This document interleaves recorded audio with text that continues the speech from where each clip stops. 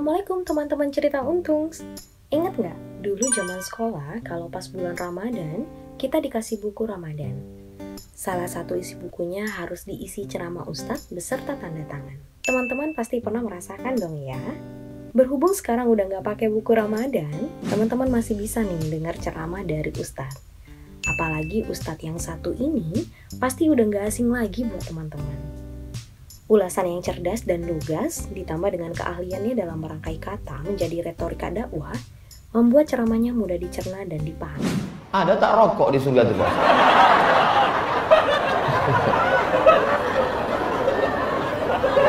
Walakum fiha ma tashtahi anfusukum. Di dalam surga itu ada semua yang kamu inginkan. Termasuk cuman mencari apinya mesti ke neraka. Siapa lagi kalau bukan Ustadz Profesor Haji Abdul Somad Batubara, atau biasa dikenal UAS, Ustadz Abdul Somad. Kali ini kita akan buka cerita dari beliau. Kira-kira kenapa sih memilih menjadi seorang ustadz? Seperti apa perjalanan beliau sebelum menjadi ustadz? Dan kabarnya, sang ibunda tidak menyukai beliau menjadi ustadz. Penasaran? Kita langsung simak bareng-bareng yuk di Cerita Untung. Tapi sebelumnya, teman-teman jangan lupa subscribe dulu channel Cerita Untung ya. Dan nyalain lonceng notifikasinya biar kamu gak ketinggalan episode selanjutnya dan cerita inspirasi lainnya.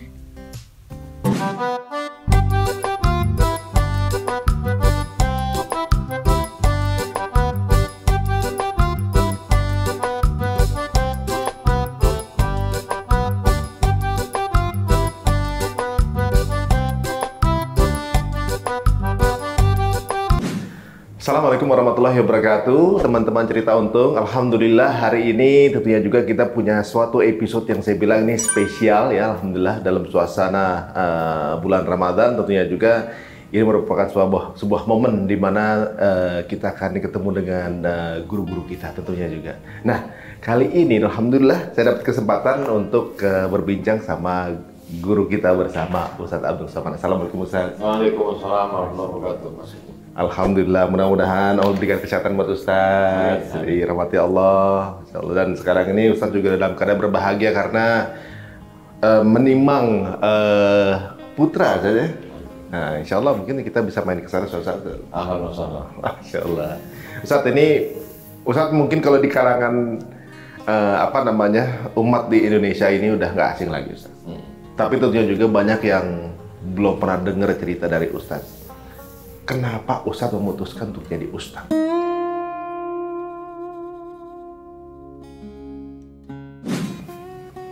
Atau mendadak jadi Ustadz? Saya pertama kali lihat Ustadz itu dulu ada cuplikan-cuplikan. Semenit-semenit gitu. Cuplikan viral di Pekanbaru. Itu ini apa saya lihat, pertanyaan apa, jawabnya lugas, ada komedinya, kadang ngegas itu. Itu kemudian jadi itu nagih saat itu. Jadi ibaratnya ada lagi nggak gitu saat itu. Itu sekitar tahun berapa ya? Sekitar tahun berapa itu ya? 2017-18an kalau nggak salah, sekisaran segitu lah. 18an kalau nggak salah saya. Nah di tahun bukan malah sebelum itu malah 16 kalau nggak salah ya, 16an ya. Nah saya 16 baru belajar agama lagi terlambat. Nah itu dia. Di situ kita baru kemudian mengenal sosok seorang Ustadz Abdul Somad. Sebenarnya Ustadz, yang mengawali Ustadz menjadi Ustadz tuh ada sosok tersentuh apa memang udah cita-cita? Pertama, rumah sebelah kanan dulu kami nyebutnya sekolah Arab, sekarang madrasah ibtidaiyah. Sebelah kiri SD.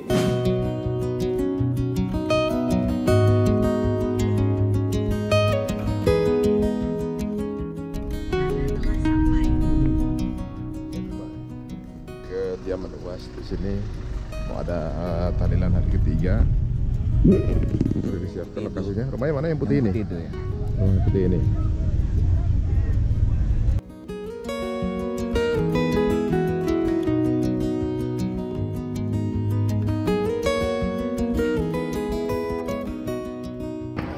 Waduh. Lumayan. Malah capek, Mas Ari. Apa? Tidur di mobil, Pak. Oh iya.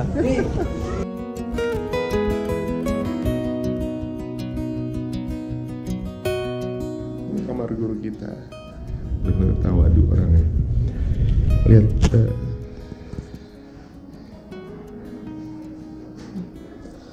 Sederhana banget beliau. Sederhana banget. Masya Allah. Ini. Jadi saya minta masuk SD, mau sekolah, dibawa ke SD. Kebetulan kepala sekolah SD itu kakaknya ibu saya. Terus disuruh telinga kanan pegang, tangan kanan pegang telinga kiri. Ini. Nggak nyampe. Oh iya gini. Nggak nyampe. Nggak diterima. Gara-gara nggak nyampe aja. Masuklah sekolah Arab, sekolah madrasah ibtidaiyah. Jadi awal mula saya sekolah agama, tidak sekolah umum. Kelas 1, kelas 2, kelas 3 muncul masalah karena di sekolah ini tulisnya pakai Arab Melayu. Tulisnya itu Arab Melayu. kayak Arab Pegon kalau di Jawa. Tulisnya huruf Arab, bahasanya bahasa Melayu. Oh. Karena memang tradisi di bumi Melayu pakai huruf Arab. Tidak lancar untuk tulis dan baca Latin, ABCD. Kemudian kelas 4-nya baru pindah ke SD. Tapi SD-nya juga tetap SD Islam Al-Wasliyah, tamat 90. Setelah itu level SMP-nya masuk sekolah agama lagi, Muallimin Al-Wasliyah. Kemudian tamat dari situ masuk pesantren Darul Arafah. Di pesantren, habis itu kelas 5-nya kembali ke Muallimin lagi. Habis itu tamat akhirnya di Riau, madrasah lagi. Jadi dari Bolak-balik. dasar itu memang sekolah agama terus. Habis itu masuk YIN. Setahun dari YIN dapat beasiswa ke Mesir. Jadi memang mungkin skenario Allah SWT memang dari awal anak disekolahkan agama.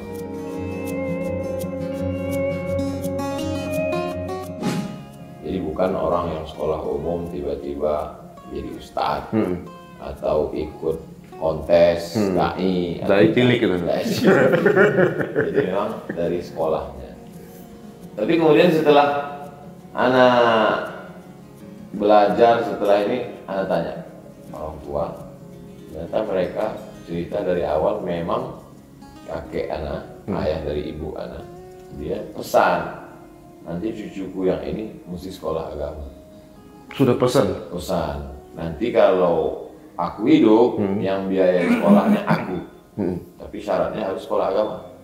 Tapi kalau aku meninggal, itu ada kebun kelapa, lebih kurang 2 hektar. Hasil kelapa ini untuk sekolah ini. Memang diperiksa buat Ustadz? Iya. Jadi ibu saya yang cerita. Oh. Kebun kelapa yang itu nanti untuk sekolah Abdul Somad. Ustadz Barulah saya paham, oh jadi yang saya dapat beasiswa S1 ke Mesir, S2 ke Maroko, dimudahkan Allah ambil S3. Anak memahaminya bahwa itu adalah buah balasan Allah dari niat mbah kakek anak yang dibalasnya setelah sekian puluh tahun. Masya Allah. Sama seperti ketika Zakaria setiap kali memasuki ruang tempat Maryam, dia temukan ulama dakhala 'alaiha Zakaria al-mihrab, dia lihat wajada indaha rizqa, banyak sekali makanan. Ya Maryam, anna laki hadha, dari mana kamu dapat ini? Kata Maryam, hadha min indillah, ini hadiah dari Allah. Innallaha yarzuqu man yasha' bighairi hisab. Allah kalau mau kasih rezeki itu bighairi hisab, unlimited, tidak terhitung. Ternyata itu kan hasilnya. Tapi kalau ditelusuri ke pangkal, itu kan nazar dari ibunya Maryam. Rabbi inni nazartu laka ma fi batni muharrara. Aku bernazar, anakku ini nanti kalau lahir dia akan menolong agama Allah. Janji Allah kalau dia menolong agama Allah, nanti rezekinya Allah yang kasih. Gak usah dijamin. Karena Baru sekarang ini renung pikir paham. Oh, begitu ternyata. Jadi mereka orang tua itu dulu dia tidak mikir macam-macam. Yang penting anak ini sekolah agama. Dan itu membuat anak makin yakin aja. Yakin untuk terus belajar, yakin untuk menyampaikan bahwa ini adalah pesan dari orang-orang tua anak dulu. Semakin menguatkan keyakinan. Dulunya kakek Ustadz keluarga ada yang jadi ulama? Ibu anak, mak anak, namanya Hajah Rohana, dia punya emak namanya Siti Aminah. Siti Aminah ini punya ayah namanya Syekh Abdurrahman. Syekh Abdurrahman ini belajarnya di Makkah. Awalnya dia belajar ke Patani. Patani sekarang Thailand Selatan. Di sana dia berguru kepada Syekh Wan Mustafa Al-Fatani. Wan Mustafa ini punya anak Wan Daud Fatani. Gurunya inilah yang membawa dia, karena orang Fatani ini punya hubungan pendidikan banyak di Makkah. Inilah yang membawa dia pergi ke Makkah, belajar di Makkah Al-Mukarramah lebih kurang 7 tahun. Ibu Hajah Rohana, di bawahnya Ustadz, Ibu Hajah Rohana binti Siti Aminah, binti Hajah Maryam, binti Syekh Abdurrahman. Oh itu silsilah ya, silsilah nomor 1. Bin Nahkoda Alang, bin Nahkoda Ismail, bin Tuangkung Tampang, bin Datuk Batu. Sebuah keluarga besar. Tapi ini keturunan Arab atau memang orang sini? Apa Melayu ya? Syekh Abdurrahman ini belajar ke Mekah. Oh, ini 28 Februari 1941. Sebelum ke Mekah beliau singgah di Fatani, Thailand. Oh, di Thailand dulu. Dari Thailand Syekh Abdurrahman berangkat ke jadi ini pemilik apa nama sekarang daerah ini Sila Laut ini adalah kakek dari dari UAS, kakek buyut ya, kakek buyut. Karena ini mamanya di sini. Berarti di sini adalah UAS bawahnya nih. Masya Allah, kita baru tahu. Foto saya ada nggak di sini? Foto saya nggak ada. Bajunya. Alhamdulillah. Yang ada fotonya itu yang ini. Syekh Ali, Syekh Silau. Syekh Muhammad Ali. Kita sholat masjid Kanan atas masjid itu Syekh Muhammad Ali. Setelah itu beliau pulang ke Sumatera Utara. Ketika itu masih dipimpin oleh Kesultanan Melayu namanya Kesultanan Asahan. Sekarang jadi Kabupaten Asahan. Salah satu dari keturunan Sultan ini namanya Tengku Adil. Dia memberikan tanah. Itulah kampung tempat kelahiran. Oh, Masya Allah. Anda pernah ke sana? Masuk Hari Untung hadir waktu mak meninggal. Masya Allah. Itu kampung itu adalah pemberian dari Tengku Adil ke kerabatan keluarga besar Kesultanan Asahan. Itu yang waktu almarhumah meninggal itu tadi yang dikisahkan Ustadz kanan sekolah ini itu tadi itu di situ loh. Di situ. Yang pas depan itu sekolah agama. Situ iya, tempat ada panggung itu ya. Iya. Nah, apa nih? Kalau waktu itu kemudian kan Ustadz ke Mesir ya? 98 ke Mesir. Kemudian kembali 2002 November. 2002 November. Saat itu udah jadi penceramah ya? Ana baru ceramah setelah pulang dari Maroko. Pulang dari Maroko? Iya, jadi waktu di Maroko mahasiswanya kan dikit, cuma 30 orang. Jadi Ana 2 periode di kepengurusan PPI, Persatuan Pelajar Indonesia. Ana ditempatkan di bagian SDM, sumber daya manusia. Di situ tugas Ana nyusun jadwal ceramah untuk KBRI. Oh, saya nyusun di Maroko. Siapa yang khotib, siapa yang jadi khutbah di KBRI, siapa yang ceramah untuk ibu-ibu, siapa yang ceramah untuk Maulid Nabi, Isra Mi'raj, Nuzul Quran, siapa yang jadi Bilal dan imam serta penceramah di Ramadan. Itu 2 tahun Ana betul-betul Ana jadi nyusun supaya Ana nggak ceramah. Karena Ana kurang Ana ceramah, ngomong depan orang tua. Jadi baru mulai ceramah pulang 2008. Itu baru 2008 tuh di awal. Makanya setelah anak ceramah video diupload ditonton sama kawan-kawan dulu, komen mereka, loh kok bisa ceramah?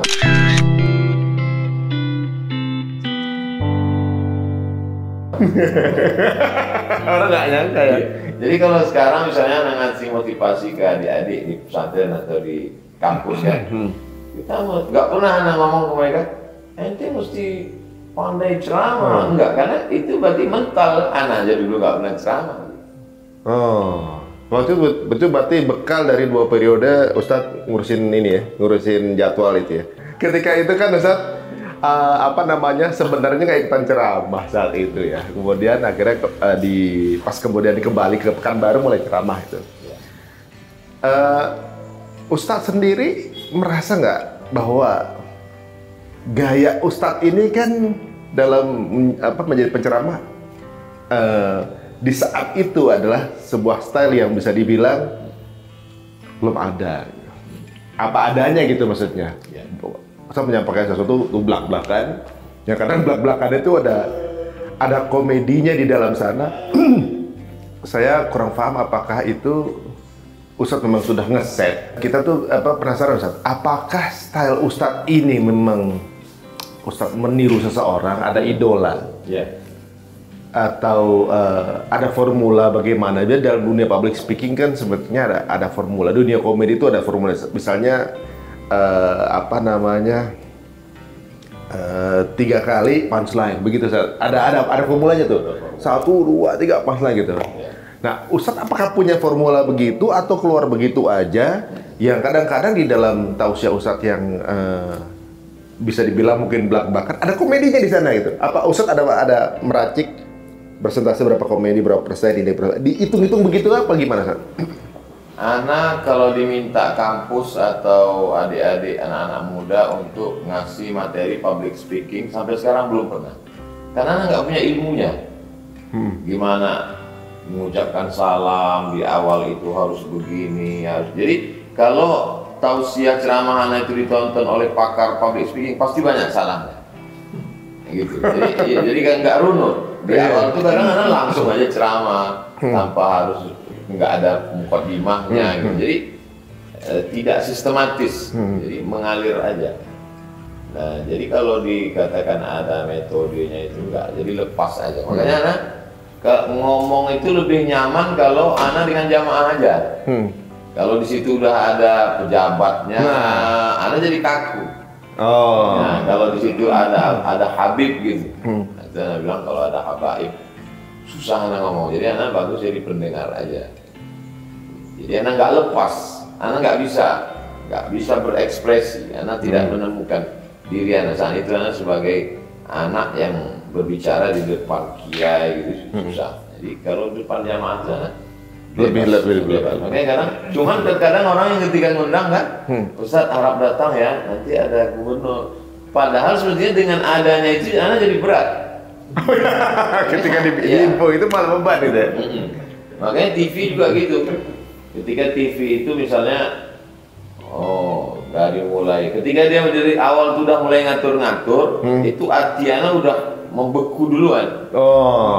Udah ada ini ya. Pas dia kasih tahu, pas briefingnya itu nanti pakainya gini, ini sorbannya begini, begini. Ya dunia TV. Begitu itu, Ana udah malas sudah. Dalam hati Ana udah nggak mikir ceramahnya, mikirnya ini pertama dan terakhir, nggak usah lagi. Tapi ketika Anda dilepaskan, nah Ustaz nanti temanya ini ya, ngomongnya sekian menit, dia serahkan, nah, itu Anda bisa lepas. Saya ingat waktu pertama kali Ustaz di salah satu TV pertama kali dulu, benar. Di kantin. Iya, di kantin, di kafenya itu. Saya dulu tuh dapat apa? 2016. 2016 saya lagi belajar lagi zamannya awal baru mulai belajar itu. Lihat cuplikan Ustadz, gua ada yang info ada Ustadz di salah satu stasiun TV. Berangkat gitu langsung ke sana tuh. Nah, itu pertama kali itu saya ke sana, kemudian ketemu Ustadz itu. Ini saya masih ada tuh kenangan-kenangan itu. Nah, tapi saya baru pertama kali di situ mungkin saya lihat bahwa Ustadz pertama dan terakhir di TV itu saya. Baru kali itu saya lihat Ustadz pakai baju hijau. Biasa putih itu. Pakai baju hijau mengkilat itu baru kali itu. Sering. Iya ngejreng. Ya itu. Ya mungkin yang dibicarakan mungkin itu salah satunya ya. Itu pertama kali TV Ustadz? Pertama kali. Pertama kali TV ya? Kalau TV lokal di Pekanbaru ada. Ada. Untuk nasional ya. Oh. Wal awal wal akhir. Ya mesti paham ini ya, kadang-kadang ya mungkin ya sek-sek kan ya Ustaz ya. Insyaallah. Tapi kalau untuk di dunia artis memang begitu, di semua kita ngikutin, wah dibolak-balik. Ternyata nggak semua mungkin banyak orang televisi yang belum paham itu gitu. Nah Ustaz, setelah Ustaz jadi penceramah, tanggapan orang tua gimana Ustaz?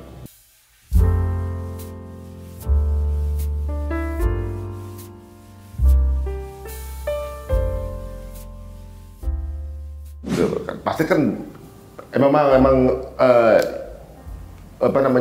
Ibu Ustaz tuh udah ada kepikiran anaknya mau jadi penceramah? Dia maunya dulu anak jadi penghafal Quran, jadi imam, ngajar agama, bukan model tabligh akbar gitu.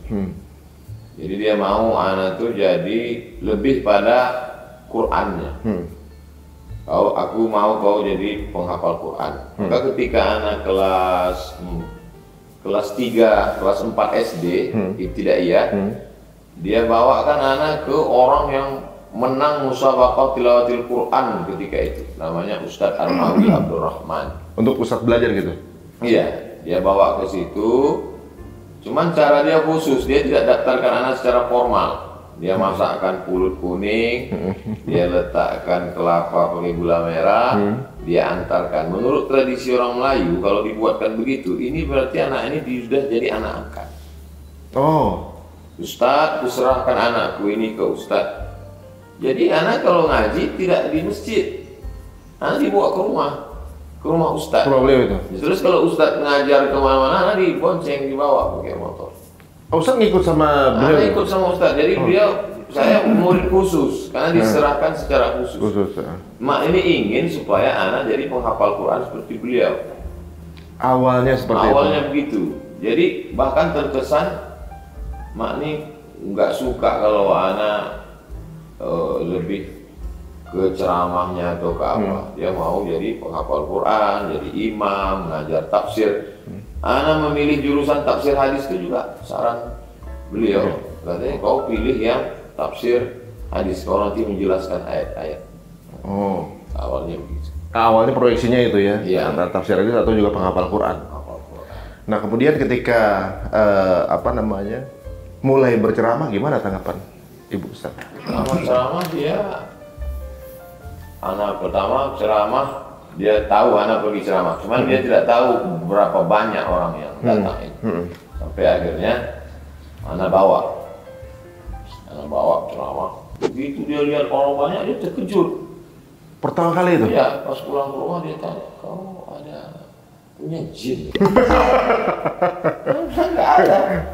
Mana belajar baca-bacaan supaya orang ini datang? Enggak ada. Apa namanya sekali? Allah malam enggak ada. Itu sebelum YouTube Ustaz ya? Sebelum YouTube ya? ya kan di masjid ramai ya. Itulah anak bawa ke Medan, anak bawa ke banyak tempat anak bawa. Oh beliau tuh ikut dulunya? Ikut. Oh Masya Allah. Cuman kadang dia kalau anak bawa dia nggak mau duduk di depan itu enggak dia. Mengamati dari jauh ya? Ya, Waduh dia Masya Allah. lebih suka gitu. Pernah ungkapin nggak Ustaz? Bagaimana perasaan beliau ketika tahu Ustaz akhirnya jadi penceramah? Dia tidak pernah memuji anak ngapain, enggak, dia seperti nggak ada kejadian aja. Bahkan kalau ada pengajian di dekat rumah ada surau, musola kecil, dia sore-sore ngaji sama Ustaz itu. Jadi kata Ustaz kami, Rajab ini puasa sebulan kata dia. Dia bilang enggak, dia udah tua, udah 70. Puasa setiap hari badannya lemas. Saya bilang, bulan Rajab itu mak, memang bagus bulan haram. Tapi kalau puasa full 1 bulan itu sunat, tidak wajib. Oh kata Ustaz kami. Ya karena dia bilang gitu, yang Ustaznya aku, dia bilang. Aku nih Ustaz. Jadi dia masih nganggap Anak. di situ anak paham, di mata orang tua kita tidak pernah bisa. Oh, ya, Masya Allah. Sempat juga tercetus, walaupun dia tidak dalam konteks itu, dia bilang, kau macam dalam bedung itu ketika, Iya, waktu gelar berlahir. ketika macam kau baru pandai berjalan. Jadi dalam mata dia, anak ini sebesar apa, setua apa, walaupun udah punya anak. Oh, di mata orang tua kita ini seperti anak dalam bedung dan ketika baru belajar berjalan. Oh, Masya Allah. Situ anak pahami psikologi seorang. Anak tahu dia selalu nonton video anak. Anak kasih handphone. Anak handphonenya canggih. Handphone nggak boleh kita sebut merek. Mahal. Plesetan ya? Ya, mahal. Jadi kalau dia pulang ke kampung, ponakan-ponakannya, cucu-cucunya, hebat handphone nenek ya. Tapi dia cuman buka tutup, kemudian ada ponakan anak yang ngasih. Kira-kira berapa bulan menjelang meninggal, mereka kasihkan kalau mau nengok ceramah Ustadz, nah ini YouTube. Jadi malam itu, Nana tanya yang makcik, anak yang serumah, apa yang dia lakukan malam itu makcik? Malam itu dia bangun sahur, ini kali hari Senin, dia puasa Senin Kamis terus. Malam itu dia makan sahur. Habis makan sahur, nunggu azan subuh, dia nonton tahu di YouTube. Masya Allah. Dia nonton ceramah terus. Mungkin itulah dia terakhir kali melihat anak sebelum meninggal.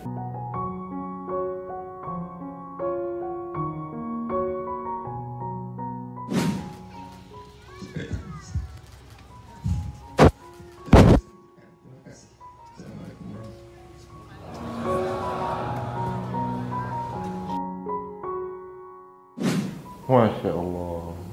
Jadi tapi dia tidak pernah mengungkapkan, memuji, nggak pernah kekaguman. Malah kalau dia ikut, kau tadi macam orang ngamuk-ngamuk. Pas komplain ngomong ya. Cepat kali cakap kau itu, susah ditangkap. Selalu.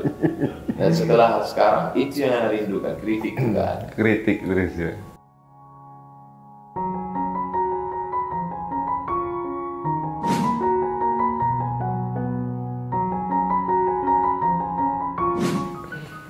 Kalau muji enggak, tapi kritik masuk. Muji enggak. Oh. Dia tidak boleh. Apa Ustaz yang paling kehilangan dari beliau waktu beliau pergi? Dulu setiap anak pulang, anak selalu cerita. Anak ketemu kiai ini, anak ketemu Habib ini, foto-foto tuh. Aku ketemu dengan artis ini, aku tadi di TV ini. Setiap anak dapat cincin tuh, anak pasang pun ke tangan. Coba tengok, cantik nggak? Oh mantap cincin gua, itu bagus. Dan setelah sekarang tak ada. Tak tahu, kita bisa cerita ke istri, bisa cerita ke, cuman rasa yang Feelnya itu, beda. rasa yang itu tak bisa kita Jaga. Oh, Masya Allah. enggak. Rasa sekarang mau ceritakan apa yang dialami itu enggak bisa. Ada apa namanya nasihat beliau yang paling Ustaz paling ingat apa? Dia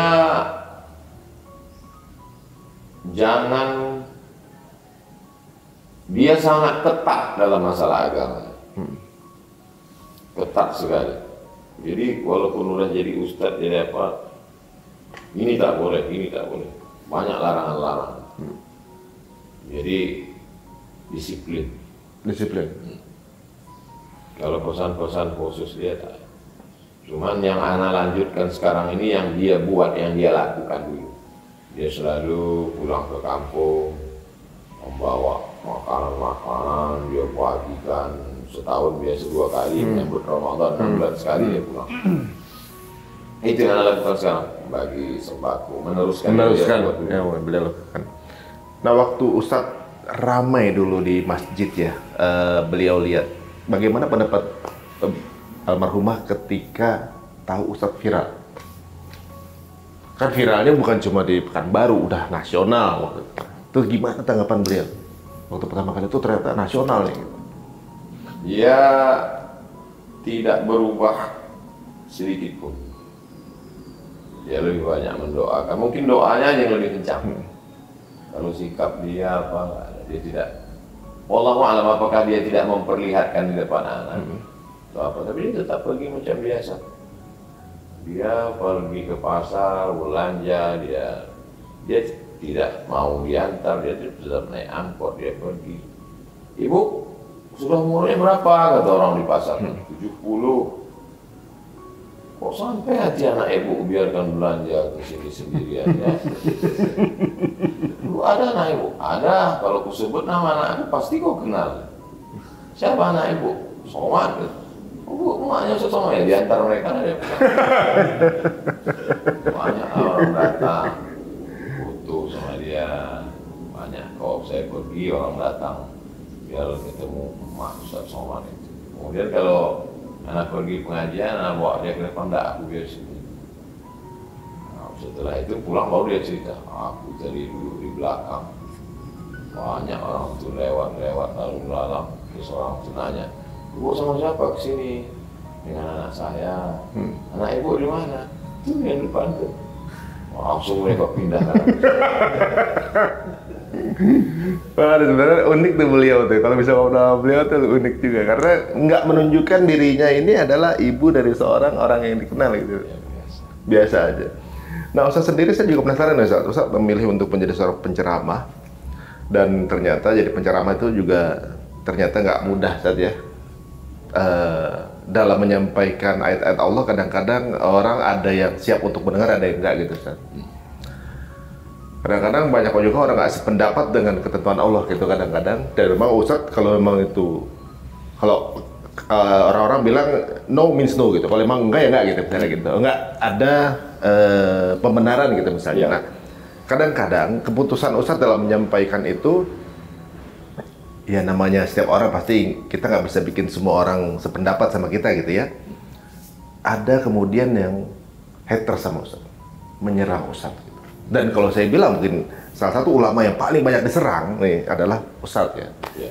Apapun jenisnya gitu ya, berbagai yang begini udah, begitu udah, ini udah, begitu udah. Nah, waktu pertama kali Ustaz mendapatkan serangan yang paling keras itu, bagaimana respon Ustaz?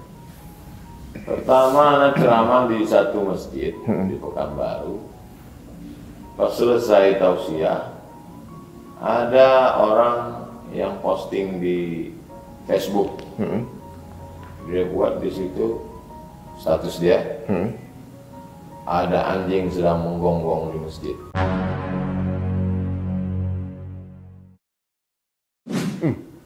Yang nyampaikan adik mahasiswa yang tinggal di masjid.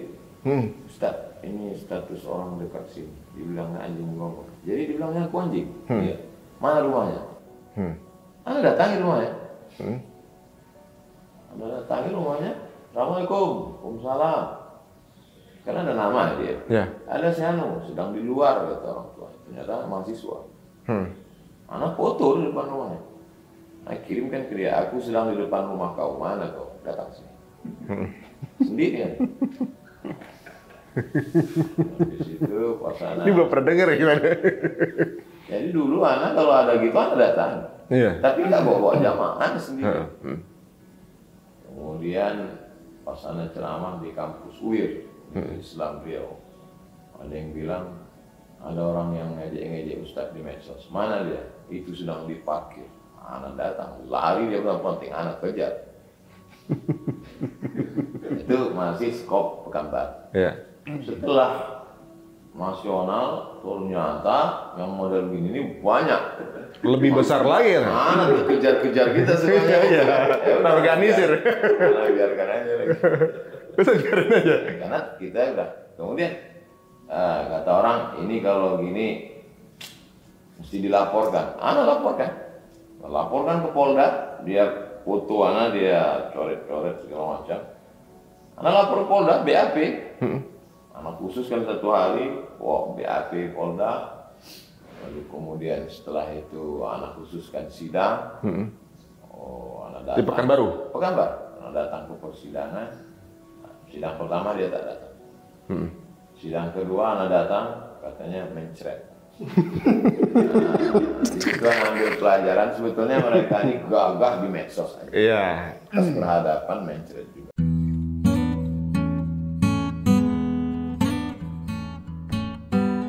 Iya. Jadi setelah itu anak jadi malas karena waktu kita habis. Habis benar. BAP sehari sidang, pikiran kita lagi nggak fokus. Setelah itu kalau ada gitu enggak. Tapi seandainya ketemu, anak hajar. Ketemu di airport gitu kan, nampak gitu kan, habis deh. Kalau doakanlah gitu. Tapi kalau untuk ngomong, Masih ingat Ustaz orangnya? Masih ingat orangnya? Kan kita tengok gambar-gambar. Iya. Karena dulu mikir kalau udah 40 nih dingin gitu. Ternyata masih sur aja.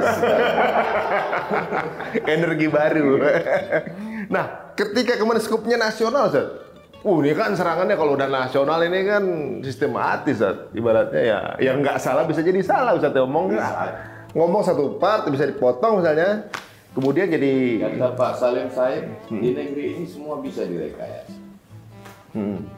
Kata-kata seluruh bisa dipotong, diedit. Apapun bisa terjadi. Apa yang dilakukan Ustaz waktu itu? Yang penting kita siap aja. Kita siap bahwa beras ini 50 kilo. Jangan kita menyangka beras ini 5 kilo. Ketika kita pegang 50 kita kaget. Kita siap aja. Apapun yang datang, siap. Sudah yang terberat ya, maksudnya sudah prediksi yang terberat. Jadi ketika datangnya ringan santai. Kita hanya berusaha berdoa. Apa yang datang, kita hadapi. Sudah nabi-nabi aja begitu yang dihadapi, Nabi Musa, Nabi Isa, Nabi Ibrahim, Nabi Yunus, Nabi Nuh. Ya, tidak ada hidup ini yang tak ada resiko.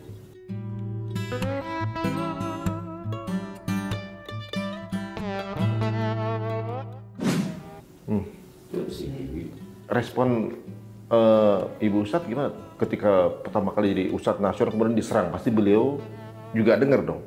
Beliau hanya mendoakan. Nggak ada respon yang bagaimana gitu, telepon, kamu kenapa gitu nggak? Nah, hampir dia tidak pernah menambah kerisauan. Dia lebih banyak pada doa. Jadi satu tas itu buku doa semua, Quran, ada tempat dia khusus. Sampai sekarang ada simpan satu koper khusus tuh, mukena dia, kain dia, buku-buku doanya, buku-buku zikirnya, tasbihnya, Quran. Dia pakai. Kenapa? Kuat doa dia. Menguatkan anak. Walaupun dia sudah tak ada, tapi bekas-bekas doa, bekas-bekas sholatnya itu menguatkan anak. Menguatkan batin anak. Anak menganggap bahwa doa dia itulah yang memberikan kekuatan. Masya Allah. Mungkin doa anak tak makbul, mungkin doa anak tak dengar, banyak dosa silap salah. Tapi doa dia insya Allah sampai hari ini, anak masih meyakini anak berjalan, hidup anak masih limpah doa dia kepada Allah.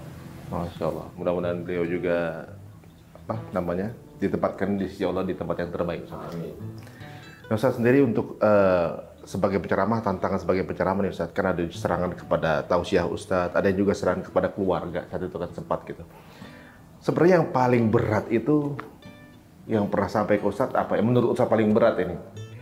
Kalau saya yang berat itu justru orang susah karena saya. Oh lain ya, bukannya saya pribadi saya tak pikirkan. Kawan ikut tes mau jadi ini, jadi itu, dipersulit gara-gara berkawan dengan anak, itu yang anak nggak siap.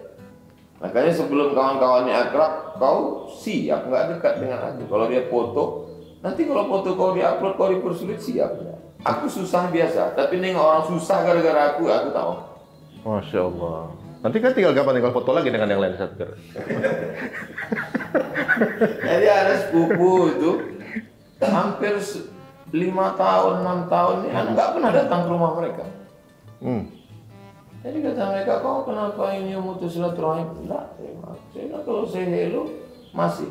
Tapi kalau aku datang ke rumah kalian, kita foto, di-upload, orang tahu aku bersaudara, nanti kau dicampakkan di tempat lain gara-gara aku tak mau kalian susah gara-gara. Masya Allah. Saya siap dengan segalanya, tapi saya tak siap dengan orang lain susah gara-gara. Masya Allah. Itu jarang-jarang tuh sebenarnya orang kadang-kadang ya kebanyakan sentralnya di diri sendiri. Tapi Ustaz juga memikirkan juga yang berada di sekitar Ustaz ya. Masya Allah. Antum siap nggak dengan konsekuensi? saya udah termakdir paket. Tapi antum punya jurus. Antum kan bilang tadi. Nanti kan bisa duduk. Iya, berarti kamu udah sampai yang lain. Gampang Ustaz. Pokoknya begini Ustaz. Kalau Ustaz lagi ada penyerangan, saya juga diserang. Kapan Ustaz diserang, ada saya kok nanti pasti di tag juga. Ana baca orang membuli Ana, hati Ana nggak datar aja. Tapi pas Ana baca orang membuli Ana susah. Ana baca viral lagi, susah. Makanya anak sampaikan ke antum, kalau antum nggak kuat-kuat, nggak apa-apa antum. Ya main dua kaki dia. Masya Allah teman-teman. Jadi berat, biar aku aja. Itu pesan dari Dilan. Teman-teman, saya tuh kadang kalau lagi diserang ibadah gitu kan, kadang Ustadz kirim doa gitu, kadang kita juga minta nasihat beliau gitu. Saya baru tahu ternyata ya, waduh, udah ada pesan-pesan. Nanti kita tunggu, tinggal saya foto sama siapa ya teman-teman tinggal. Waduh, ini Ustadz alhamdulillah Ustadz tahun lalu kita juga menghadiri pernikahan dari Ustadz ya, alhamdulillah. Masya Allah teman-teman, bahagia Ustadz kita menikah, saya ikut terharu, Masya Allah. Semoga sakinah mawaddah warahmah, amin, Masya Allah. Dan belum lama ini juga telah mendapatkan keturunan. Ustadz. Selamat Ustadz. Doakan supaya jadi anak.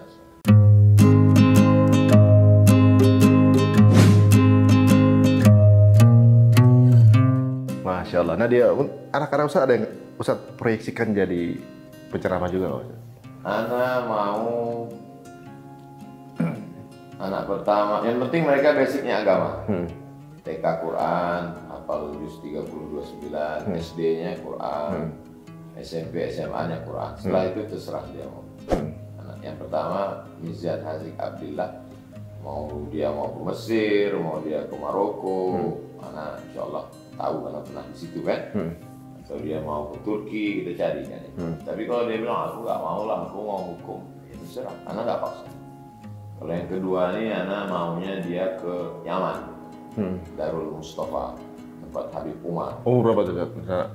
Kalau nanti dia udah hafal Quran, kemudian nanti anak maunya dia arahnya itu ke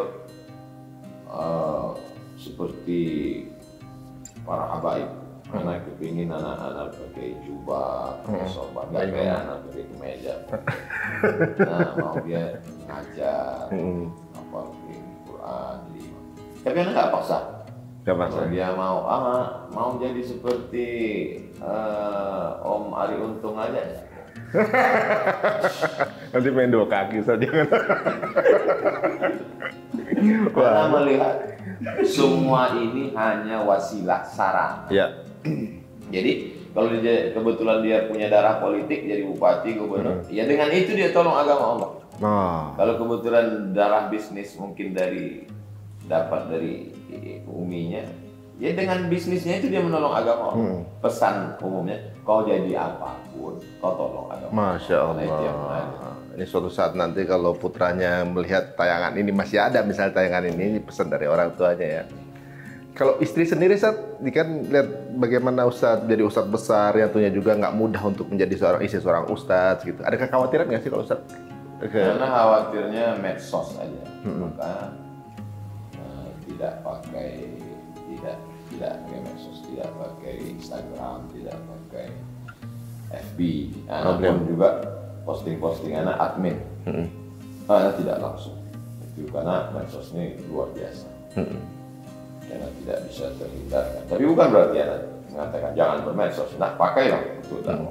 Hanya saja kalau posting sifatnya pribadi segala macam nanti di komen orang itu akan pengaruh. Lebih baik karena beliau mimpin tahfiz, mungkin dia lebih banyak murojaah, mengulang hafalan, mendengarkan hafalan anak-anak, lebih baik. Ustadz, kalau misalnya istri Ustadz lagi nonton nih sekarang misalnya, lagi nonton acara ini, mau ada pesan apa Ustadz? Kejutan gitu kan, Ustadz nggak pernah ngomong langsung gitu, misalnya ngomong sesuatu, tapi di sini dia lihat loh pesan buat istrinya.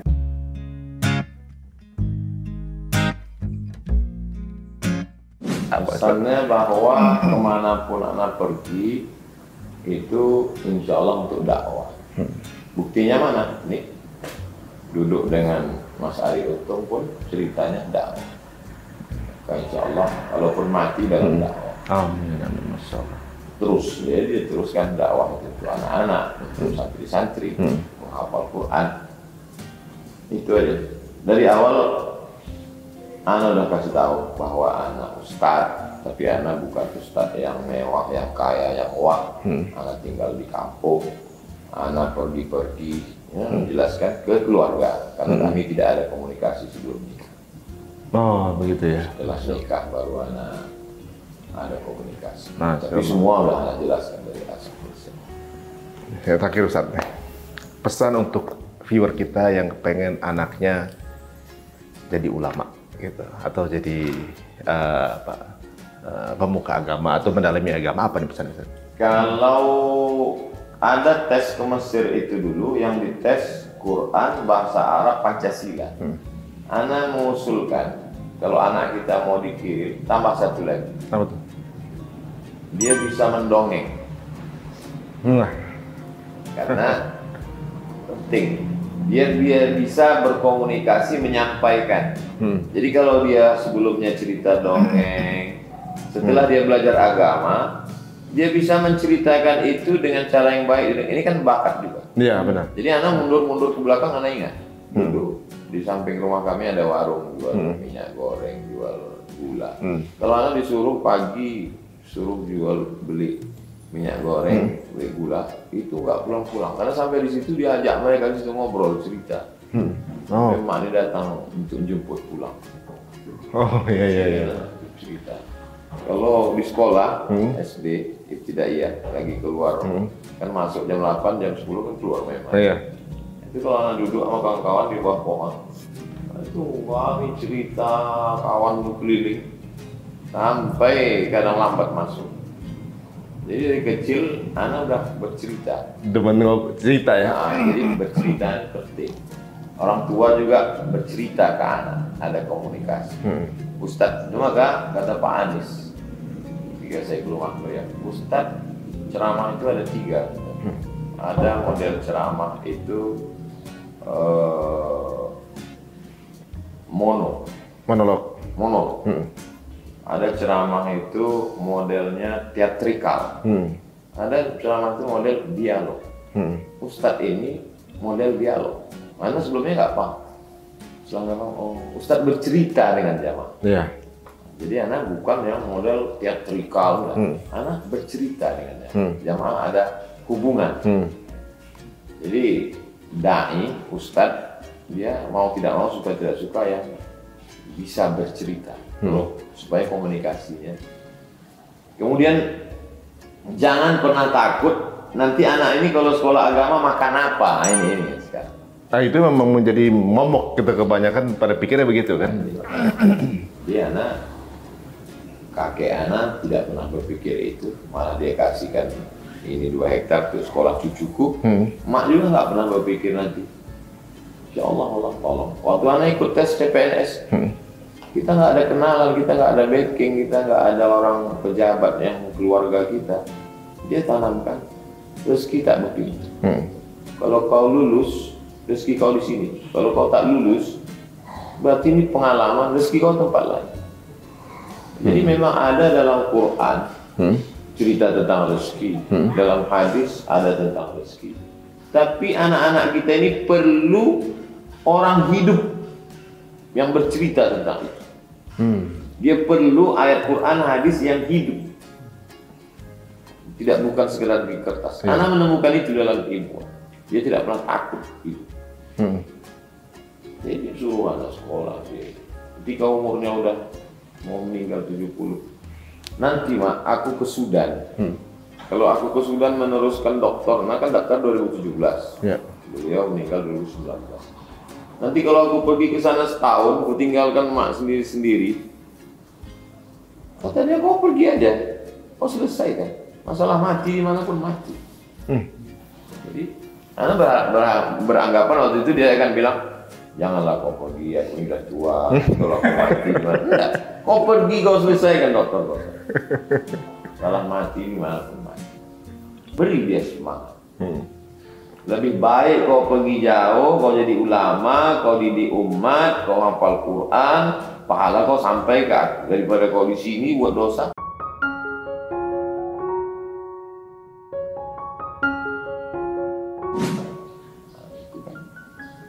Ada masanya anaknya nggak mau sekolah, anak pernah mengalami itu. Kita 3 bulan, 4 bulan, 5 bulan, anak nggak mau sekolah sama sekali. Cabut anak dari Medan, nggak mau sekolah. Dia datang mendatangi guru-guru yang mau menerima. Tidak ada surat pindah. Kak Ustadz, anakku ini bisa. Umi Ustadz? Ibu Ustadz? Emak membawa anak untuk mencari ustadz-ustadz yang kira-kira mau anak ini terima. Dialah yang menyelamatkan sekolahan.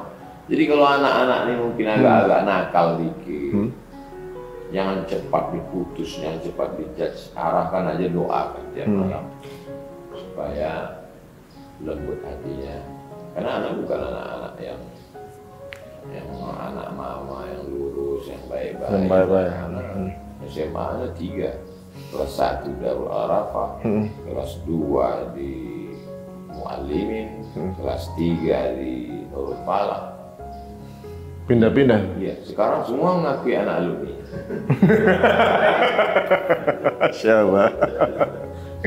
Oh, jadi jangan langsung judgement anak saat ini gitu, apapun kondisinya sekarang ya. Itu bukan hanya pada ibu, semua. Pada kawan-kawan pun begitu. Kepada ormas, kepada partai Islam, kepada komunitas yang amat sangat ketat menilai orang.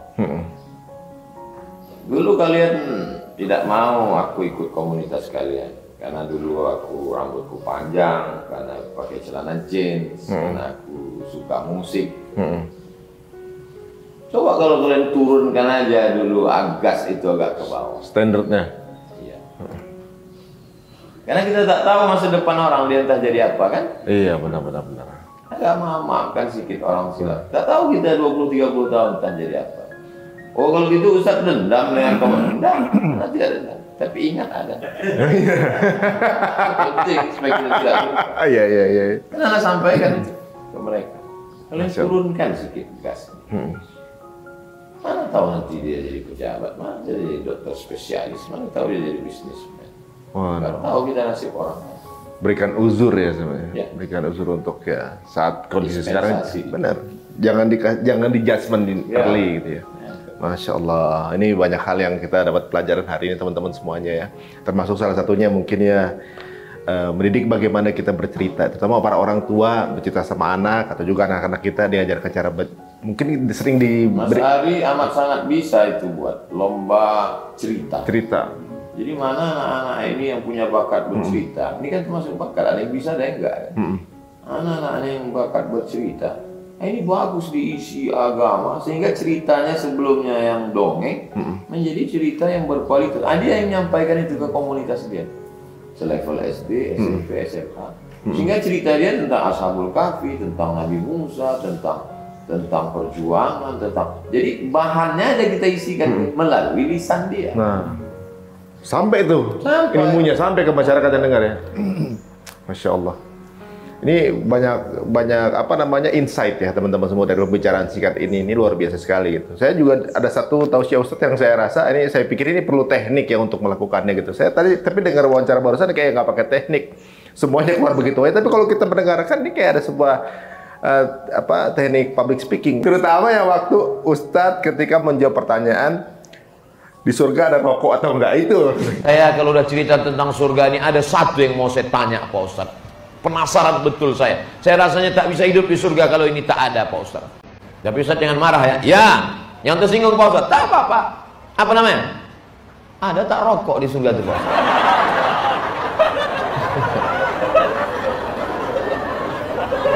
Walakum fiha ma tashtahi anfusukum.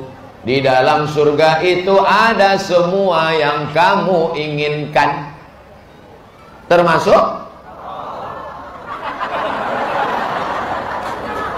walakum fiha, untuk kamu di dalamnya, dalam surga, ma tashtahi anfusukum, semua yang kamu inginkan ada. Termasuk ada. Cuman mencari apinya mesti ke neraka. Itu cara menjawabnya. Selain aman, saya pakai itu teknik tinggi untuk anak. Jadi ibaratnya apa namanya? Kan itu agak sensitif. Nanti yang nggak yang suka ngerokok nggak setuju dan nggak setuju, Ustadz jawabnya tetap di tengah gitu. dalam menyampaikan itu saya ujungnya tuh ngakak ketika ngambil api. Ini luar biasa itu, ngambil apinya di mana. Ini nggak menceritakan, nanti saya puterin aja cuplikannya biar paham maksud saya gitu ya. Nanya orang ada nggak rokok di surga. Nah itu cara menjawab tuh, Masya Allah luar biasa.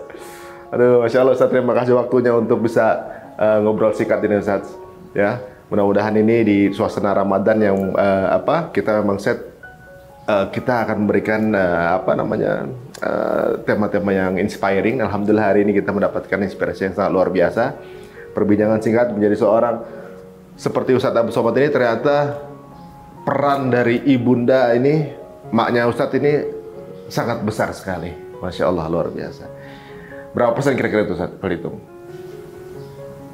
Oh, hampir tidak bisa dipersenkan, Ustaz. Nggak bisa lagi. Sampai hari ini pun yang anak buat ini hanya meneruskan aja. Buat yayasan, aja rohana berbagi, itu juga meneruskan dia bagi beras, sembako, kemudian santunan duafa, rehab rumah, masuk listrik. Kemudian satu lagi yayasan aja rohana pendidikan, membuat sekolah tahfiz gratis, itu juga meneruskan. Jadi ya apa yang anak buat sekarang ya yang ada dalam pikiran dia. Itu versi sekarang ya. Ya sekarang ini meneruskan semua yang dia buat. Ternyata ini penting buat adik-adik, kawan-kawan, jamaah yang orang tuanya masih hidup. Berjalannya waktu nanti kan hati kita akan sembuh, kata banyak orang. Ternyata tidak. Setahun, 2 tahun, 3 tahun itu bukan. Sembuhnya itu nanti ketika kita mati ketemu. Ketemu dengan orang-orang yang kita sayang, barulah dia hilang. Masya Allah. Jadi sementara ketemu itu kita sibukkan aja pikirannya itu dengan amal, dakwah, pendidikan sosial. Mas Ari dengan kawan-kawan, sahabat-sahabat tidak usah hiraukan omongan orang. Kalian kan nggak tamat pesantren, kalian kan nggak dari Kairo, kalian kan tidak hafal Quran. Itu yang tamat pesantren, yang kiai kalau jawab pertanyaan terkait hukum. Tapi kalau ngajak ke jalan Allah itu semuanya wajib. Masya Allah. Malah kalau Mas Ari yang ngajak, sahabat-sahabat ngajak, itu pengaruhnya lebih besar daripada anak yang ngajak. Karena follower kalian lebih banyak, masa kalian lebih banyak. Sekarang banyak kan Ustadz sih sekarang. Kalau antum bandingkan, kalau standarnya Instagram mungkin lebih banyak, tapi 2/3-nya haters.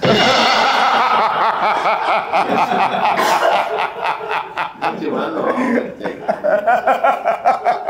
Cuma buat kepo aja Mama Ustadz. Aduh ya. Sama seperti kita naik pesawat, sebelum masuk ke pesawat itu di airport kan, Bapak mampir ke sini, ayo ke tempat makan kami, apa namanya sih?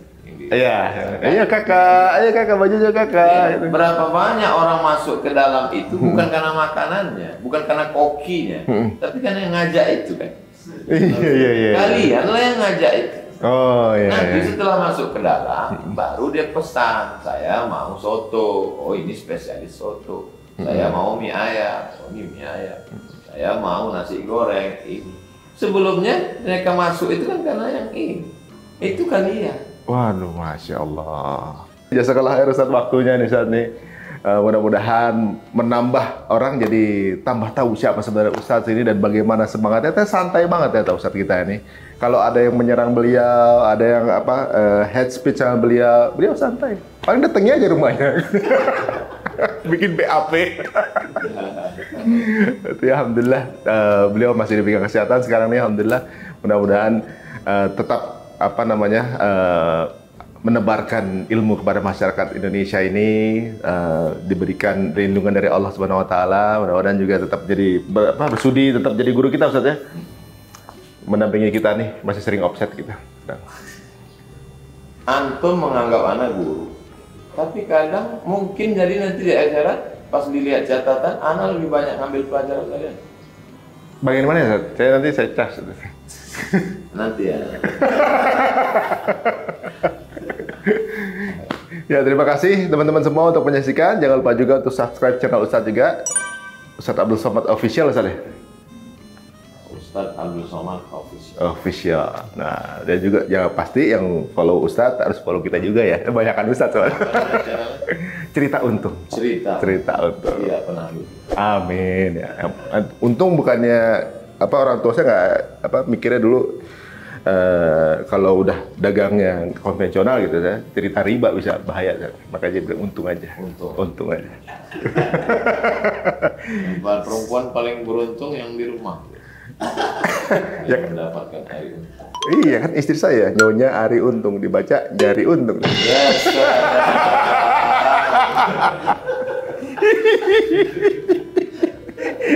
Waduh, ini dia nih Ustadz kita teman-teman semuanya nih, nggak bakal habis pokoknya sama Ustadz ya. Waduh, sampai ketemu lagi dan mudah-mudahan bermanfaat. Assalamualaikum warahmatullahi wabarakatuh. Waalaikumsalam.